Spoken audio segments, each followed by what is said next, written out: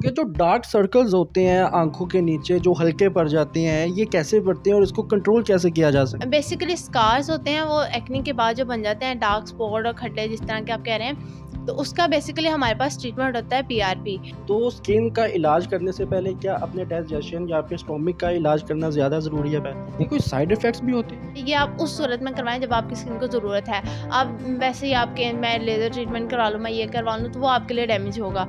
अस्सलामुअलैकुम जी, लाहौरी जलवा के साथ मैं हूं फ़हाद हसन। नाज़रीन, जैसा कि आप लोग जानते हैं कि माशाल्लाह से रमज़ानुल मुबारक का महीना चल रहा है और लोगों को बहुत ज़्यादा मसले मसाइल का सामना करना पड़ता है। स्पेशली फ़ास्टिंग के दौरान नाज़रीन स्किन का ख़राब हो जाना, डाइट प्लान में डिस्टर्बेंस पैदा हो जाना, तो लिहाजा कुछ ऐसी बातें हैं, कुछ ऐसे टिप्स हैं। मेरे साथ इस वक्त डॉक्टर गादिया साहिबा मौजूद है जो स्किन स्पेशलिस्ट है।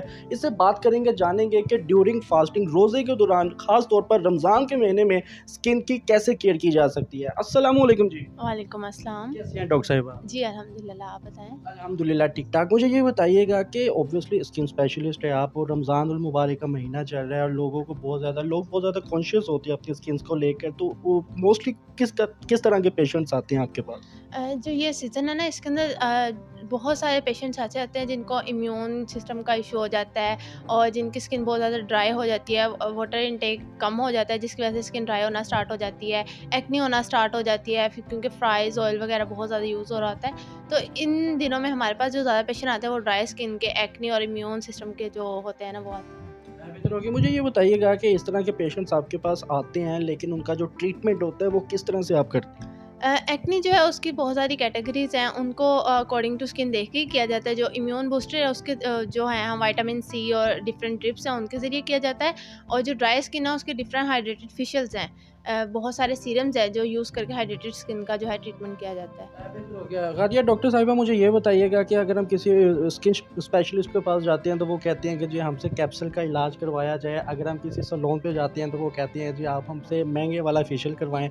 तो लोग बड़ा कन्फ्यूज़ हो जाते हैं अपनी स्किन को लेकर, बहुत ज़्यादा लोग कॉन्शियस हो जाते हैं। तो इस हवाले से उनको किसकी तरफ ज़्यादा रुजू करना चाहिए? देखिए, आजकल जो सैलून में प्रोडक्ट्स यूज़ हो रही हैं, वो नॉन मेडिकेटेड होती हैं, केमिकल्स वाली होती हैं, उनसे हमें अवॉइड करना चाहिए। स्किन पॉलिशर वगैरह स्किन को बहुत ज़्यादा स्किन के लिए बहुत ज़्यादा हार्मफुल हैं, बहुत ज़्यादा डैमेज कर देती हैं। हमें कोशिश करनी चाहिए हम स्किन के ऊपर अपनी जो भी चीज़ अप्लाई करें वो मेडिकेटेड हो, ऑर्गेनिक हो। जितनी वो ऑर्गेनिक होगी, मेडिकेटेड होगी, उतनी हमारी स्किन के लिए बेनिफिट होगी। ओके, मुझे ये बताइएगा डॉक्टर साहिबा, आपने जैसा कि अभी कुछ देर पहले कहा कि इम्यून सिस्टम जो-सा है वो डिस्टर्ब हो जाता है जिस वजह से स्किन जो-सी है वो ऑब्वियसली रफ़ होना स्टार्ट हो जाती है। तो स्किन का इलाज करने से पहले क्या अपने डाइजेशन या फिर स्टोमिक का इलाज करना ज़्यादा ज़रूरी है पहले? जी बिल्कुल, जैसे-जैसे देखें आप ट्रीटमेंट तो ले रहे हैं, उसके साथ आपको डाइट भी आपकी अपनी जो है वो अच्छी करनी चाहिए। आप फ्रेश जूसेस का यूज़ करें, आप ऑयल जो है उसको अवॉइड करें थोड़ा-सा, और फ्रेश जो है ऑर्गेनिक चीज़ें खाएँ। इससे आपकी स्किन जो है वो बहुत ज़्यादा बेटर होना स्टार्ट हो जाएगी। ट्रीटमेंट के साथ ये डाइट बहुत ज़रूरी है हमारे लिए। ओके, मुझे ये बताइएगा डॉक्टर साहिबा कि जो स्पॉट्स पड़ जाते हैं, डार्क स्पॉट्स पड़ जाते हैं जिसे वो खड्डे भी कहते हैं, उसका क्या ट्रीटमेंट करें? बेसिकली स्कार्स होते हैं वो एक्ने के बाद जो बन जाते हैं, डार्क स्पॉट और खड्डे जिस तरह के आप कह रहे हैं, तो उसका बेसिकली हमारे पास ट्रीटमेंट होता है पीआरपी।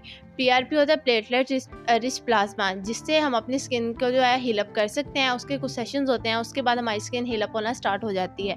उसके ये बेनिफिट्स हैं कि वो आपके कोलेजन को इम्प्रूव करना स्टार्ट कर देता है, स्किन का जो ब्लड सर्कुलेशन है उसको अच्छा कर देता है, जिससे वो फिलअप होना स्टार्ट हो जाते हैं और स्पॉट्स जो हैं वो लाइट होना स्टार्ट हो जाते हैं। ये बताइएगा कि जो एक्ने का इनिशियल स्टार्ट होता है उसको कैसे कंट्रोल किया जा सकता है? बेसिकली उसको हम अपनी डाइट से, अपने जो है सीरम्स वगैरह से, और बहुत सारी ऑर्गेनिक प्रोडक्ट्स हैं जिनसे हम कंट्रोल कर सकते हैं। अगर आप ट्रीटमेंट की तरफ नहीं आना चाह रहे, अपने डाइट को बेस्ट करें, उसके बाद अपने स्टमक को हेल्दी रखें, हेल्दी फूड खाएं और फ्रेश जूसेस का यूज़ करें, एक्ने बहुत हद तक कंट्रोल रहेगी। ओके, जो डार्क सर्कल्स होते हैं आँखों के नीचे जो हल्के पड़ जाते हैं, ये कैसे पड़ते हैं और इसको कंट्रोल कैसे किया जा सकता है? जो डार्क सर्कल्स हैं ना, इसकी भी डिफरेंट कैटेगरीज़ होती हैं। कुछ हमारी नींद ना पूरी होने की वज़ह से पड़ते हैं, कुछ हमारे वीकनेस की वज़ह से हो रहे होते हैं, कुछ हमारी जो है हेल्थ की वज़ह से हो रहे होते हैं। तो बेसिकली इनको कंट्रोल करने का अगर आप ट्रीटमेंट की तरफ आएँ, तो वो इंजेक्टेबल जो है फिलर्स हैं, इंजेक्टेबल पीआरपीज़ हैं, उनसे कंट्रोल होते हैं।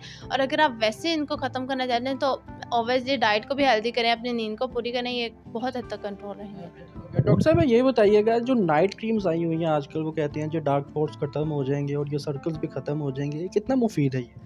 बेसिकली जो नाइट क्रीम, अगर हम ऑर्गेनिक की बात करें या मेडिकेटेड की बात करें तो वो बहुत बेनिफिशियल है।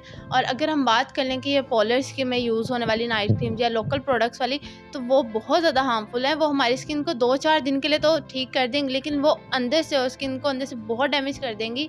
हमारी स्किन इस हद तक डैमेज हो जाएगी कि उसको रिपेयर करने के लिए आपको पैसा भी लगाना पड़ेगा और टाइम भी देना पड़ेगा फिर।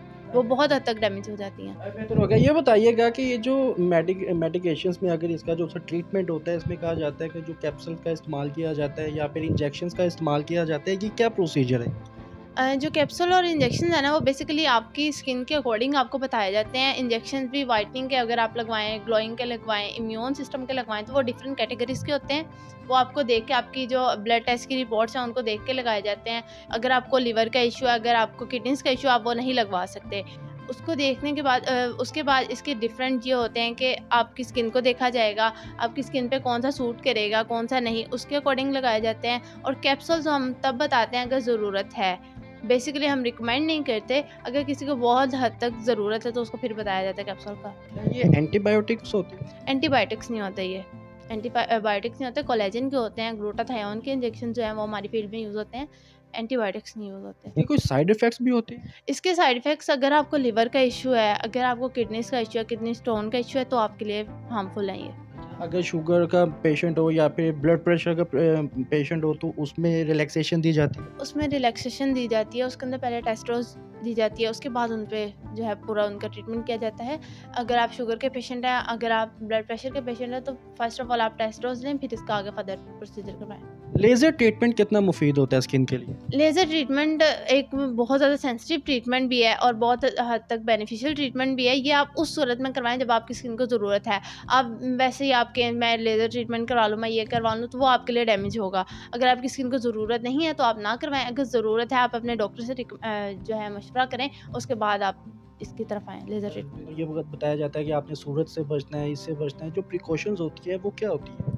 अगर हम एक्ने ट्रीटमेंट की प्रिकॉशंस की बात करें, तो इसमें ये होता है कि आपने सनलाइट से अवॉइड करना होता है। जो है सन ब्लॉक आपने डेली अप्लाई करना होता है। मॉइस्चराइज़ रखें स्किन को, हाइड्रेट रखें, पानी ज़्यादा से ज़्यादा पिएँ और स्किन पे कोई भी नॉन मेडिकेटेड सीरम, क्रीम वगैरह यूज़ ना करें। अच्छा, जिन लोगों का मतलब कि फील्ड का काम होता है, आना-जाना ज़्यादा होता है, क्या वो इस ट्रीटमेंट से परहेज़ करें? नहीं, नहीं, वो ट्रीटमेंट करवा सकते हैं, लेकिन वो साथ अपनी केयर करें, फ्रेश जूस का इस्तेमाल करें। बाहर आपने जाना है, आप सन ब्लॉक लगा के जाएँ, आप जो है सीरम्स वगैरह कुछ अच्छे लें, उनको अप्लाई करें डेली, अपनी स्किन को प्रॉपर मॉइस्चराइज़ रखें, हाइड्रेट रखें, तो इसका कोई इश्यू नहीं होगा। ये बताइएगा कि हमारे घरों में हमारी बहनें भी पहले बड़ा ये ट्रीटमेंट करती थी और दूसरा ये है कि लड़के भी बहुत ज़्यादा कॉन्शियस हो गए अपनी स्किन को लेकर, तो कोई ऐसा टिप आप बताना चाहें जो घर बैठकर मतलब कि हमारी माएँ बहनें या भाई लोग जो है वो घर में बैठकर ही इम्प्लीमेंट कर सकें इस चीज़ को? जी, जी, बिल्कुल। इसके लिए सबसे बेस्ट ट्रीटमेंट ये है कि सबसे पहले आप अपनी डाइट को अच्छा करें। ऑयल से थोड़ा अवॉइड करें, फ्रेश जूसेस का इस्तेमाल करें, सैलेड का यूज़ डेली बेसिस पे रखें। उसके बाद कुछ मेडिकेटेड सीरम्स हैं, वो अप्लाई करना स्टार्ट कर दें, आपको ट्रीटमेंट की ज़रूरत नहीं पड़ेगी। लेज़र ट्रीटमेंट होता है वो कितना मुफ़ीद होता है? लेज़र ट्रीटमेंट बेनिफिट है इसके बहुत सारे, लेकिन अगर आपकी स्किन को ज़रूरत है, अगर आपकी स्किन को नहीं ज़रूरत, आप फिर भी करवाना है, तो वो ऑब्वियसली आपकी स्किन को डैमेज करेगा। कैसे पता चलेगा एक शख्स को कि उसकी स्किन को लेज़र ट्रीटमेंट की ज़रूरत है कि नहीं है? लेज़र ट्रीटमेंट जो है वो बेसिकली डिफरेंट कैटेगरीज़ की होती है। हेयर रिमूवल लेज़र आ जाती है, CO2 लेज़र आ जाती है, उसके बाद जो चाइनाडोल लेज़र आ जाती है, तो वो स्किन के अकॉर्डिंग ही होती है। अगर आपकी स्किन पे बहुत ज़्यादा डार्क स्पॉट्स हैं, तो उसके लिए आपकी CO2 लेज़र होगी।